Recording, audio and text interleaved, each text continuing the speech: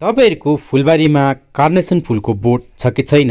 यदि छैन भने चाहिँ तपाईहरुले मार्च अप्रिलमा यसलाई किनेर ल्याउन सक्नुहुन्छ। यति बेला चाहिँ यसको ग्रोथ हुने टाइम हो।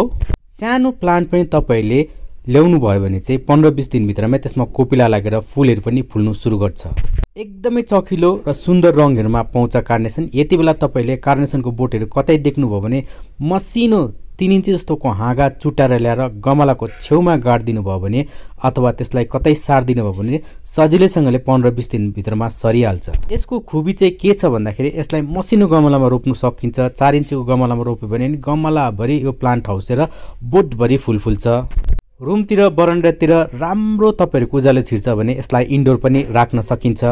यसको निम्ति चाहिँ वेल ड्रेनिङ माटो मिश्रण तयार गर्नुपर्छ। 1 भाग माटो, 1 भाग मल र 1 भाग कोकोपिट अथवा बलुवा मिलाएर तपाईले माटो मिश्रण तयार गर्न सक्नुहुन्छ। सुरुमा चाहिँ एउटा दुईटा फुलहरु मात्रै फुल्छ। त्यो फुलहरु फुलिसकेपछि त्यसलाई डेड हेडिङ गर्नुपर्छ, टिपेर हटाइदिनुपर्छ। त्यसो गर्दाखेरि चाहिँ यो पुरा झाङ्गिन्छ र बोटभरि फुल फुल्छ। यसरी धेरै फुल फुलाउनु हो भने त फर्टिलाइजर पनि दिनुपर्छ र फर्टिलाइजरको रूपमा चाहिँ 10 दिनमा एकचोटी यसलाई पिनाको पानी दिदा भइहाल्छ। फुलहरु फुल्दै जान्छ, ओइलिँदै जान्छ, त्यसलाई टिप्दै हटाइदिनुपर्छ। ओभर वाटरिङ चाहिँ गर्नु हुँदैन। जब पनि यसको माटो मिश्रण 2 इन्ची सुक्छ त्यति बेला मात्रै पानी दिनुपर्छ।